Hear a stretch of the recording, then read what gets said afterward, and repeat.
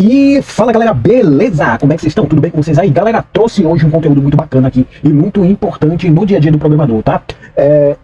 Sempre todos esses conteúdos que eu venho trazendo são de acordo com o que eu venho percebendo no dia a dia, com o que eu venho presenciando em projetos que eu trabalho e também com a dificuldade que eu venho percebendo das pessoas aí em várias redes sociais, em várias redes de conteúdo aí que eu venho acompanhando vocês, né? Seja no LinkedIn, seja qualquer outra rede aí, no Instagram e tal. Então eu vejo essas informações, acabam fazendo um compilado e trazendo aqui a resposta para vocês que vocês entendam, tá? Não basta apenas vocês aprenderem, verem os outros praticando e ali escrevendo um monte de código na linha e vocês não entenderem o que vocês estão fazendo, né? Então relaxa que o tio tá aqui, o tio vai trazer a resposta para vocês ficarem mais confortáveis, tá? Então me diz aí, me diz uma coisa com toda a sinceridade do mundo, tá? Quantas vezes você já se deparou com essa cena aqui? Se disser que você é dev e nunca se deparou com essa cena aqui, então, meu amigo, você não experimentou toda a experiência da programação. É muito chato, é muito ruim. Quando você tá ali desenvolvendo a sua aplicação, principalmente em Java, tá? E aí de repente, quando você vai botar pra rodar, sobe esse alerta na tua cara. Ei, não tem espaço de memória, cara, olha só. Então foi justamente para resolver esse problema que eu trouxe esse videozinho todo especial no dia de hoje, tá? Eu vou explicar para vocês aqui o que se trata esse espaço de memória estourado aí, né? E ao final eu vou explicar para vocês como resolver isso, tá? Só que esse vídeo, para não ficar tão grande, eu vou dividir ele em duas partes. Por quê? Porque tem dois cenários diferentes que a gente precisa tratar a respeito quando a gente fala de memória, tá?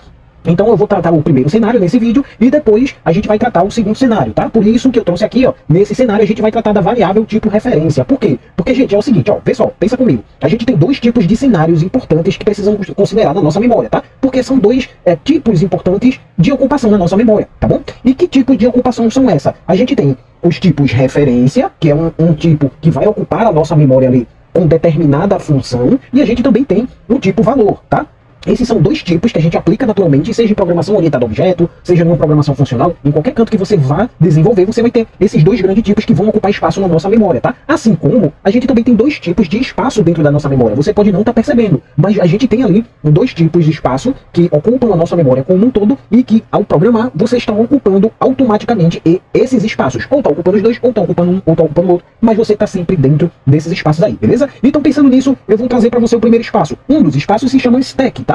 Esse espaço está dentro da sua memória, a sua memória é um bloco grandão ali, dentro da sua memória você tem um ambiente de stack e você tem um ambiente heap, tá? Esses dois espaços, esses dois grandes blocos estão dentro da sua memória, ok?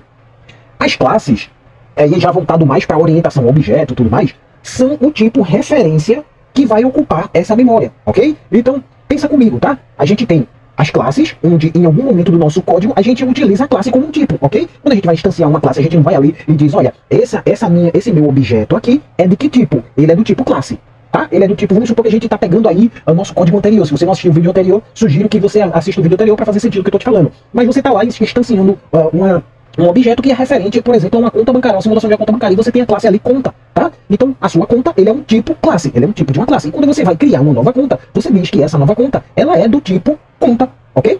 Então, essa conta aí que você criou, ela é uma classe. E essa classe, para fins de memória, ela é um tipo referência, tá bom? Então, como é que funciona a classe? Trouxe aqui bem bonitinho aqui para mostrar para vocês, olha. Aqui a gente está instanciando a nossa classe, certo?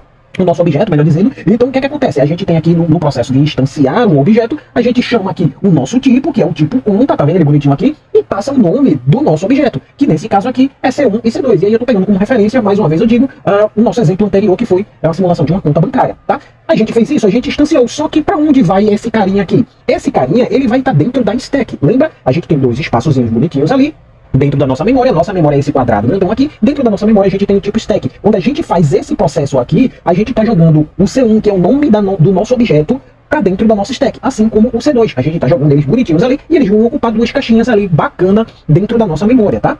Em contrapartida, depois que a gente faz esse processo, a gente precisa dizer que, olha, agora C1, ela vai ser criada. E como é que a gente faz essa criação? A gente diz que C1, a nossa continha ali, que a gente criou com base no tipo conta, que é uma classe, a nossa classe é um tipo de referência, lembra isso, tá? Então, com base nisso, o que a gente vai fazer? Quando a gente faz esse processo, lembra aqui, ó, dá uma olhadinha, foca muito nesse new, tá? Esse new, ele tem toda a funcionalidade que faz com que isso se torne um tipo referência, tá? A nossa conta aqui, ela vai ser um tipo referência. Então, quando a gente instancia new conta, a gente tá dizendo, olha, que o nome desse C1 aqui, esse carinha C1 aqui, é um tipo de uma conta. E ele vai receber 3 atributos. Nesse caso aqui, seria o número da conta, o nome do titular e o saldo. Então, olha, a gente tá dizendo, opa, C1 recebeu esses 3 elementos aqui, que são esses 3 atributos, certo? Só que até agora, dentro da minha stack, eu só tenho C1 e C2, eu tenho aqui só o nome das minhas contas. Para onde foram esses atributos? É aí que entra a parada.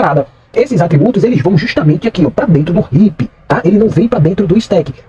Os atributos que são declarados para dizer que a minha conta C1 é de um tipo conta, eles vão para minha memória RIP. E quando eles vão para minha memória RIP, eles não criam nada. Eles apenas geram uma espécie de endereço, que é esse que vocês estão vendo aqui em cima, que eu representei. Pode ser qualquer tipo de endereço, tá? Que é só uma representação. Então, imagina comigo, você tem uma memória ali, sei lá, de 8 GB. Em qualquer parte desses 8 GB, vão estar esses dados aqui, ó. 1020, Léo e 3000, em qualquer parte. Como é que o meu C1 vai encontrar esses atributos para fazer essa referência? Olha aqui mais uma vez, referência.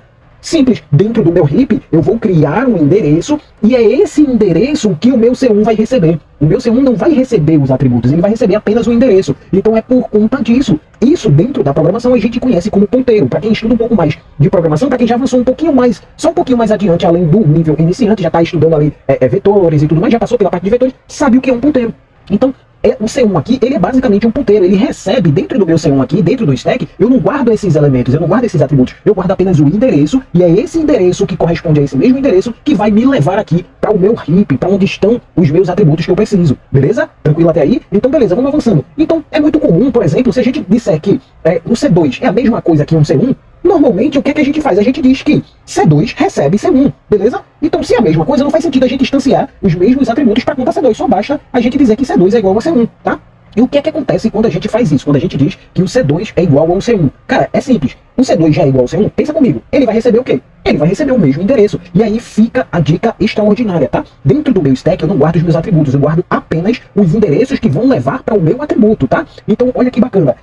Quando eu digo isso aqui, ó, C2 é igual a C1, eu tô dizendo que o C2 recebe o mesmo endereço. E é esse endereço que vai me levar para os meus atributos. Beleza aí? Tranquilo, né? Mas e aí? É possível, por exemplo, guardar uma variável do tipo referência com valor nulo? Sim, é possível. No tipo referência, você consegue sim guardar uma variável com valor nulo. Ela começa com valor nulo. Então, dentro dos paradigmas, principalmente de programação orientada a objeto, é muito comum vocês encontrarem uma classe com esse detalhezinho aqui, ó, um X cruzado dentro da sua memória. Isso significa que, olha, eu quero que a minha variável ele comece com valor nulo. E depois é que eu passo os valores necessários para eles aí, beleza? Então, galera, basicamente é isso. Dentro da memória, com o tipo referência, é isso que funciona, é dessa forma que vai funcionar a sua memória, onde você está trabalhando com um tipo referência dentro da sua programação, dentro do seu código. Então todas as vezes que você trabalha com tipo referência, você está trabalhando dessa forma. É dessa forma que a sua memória é preenchida, beleza? É isso aí, galera. Espero que vocês tenham curtido, espero que vocês tenham compreendido muito bem isso aí. E qualquer coisa me chama nos meus contatos ou deixa uma mensagem aqui direta e a gente vai estar sempre se comunicando, beleza? Fiquem com Deus, até o próximo vídeo que vai continuar, só que dessa vez a gente vai continuar com o tipo valor, tá? Vamos continuar falando de memória, mas com o tipo valor, beleza? Então, fiquem com Deus, até o próximo vídeo se Deus quiser. Fui!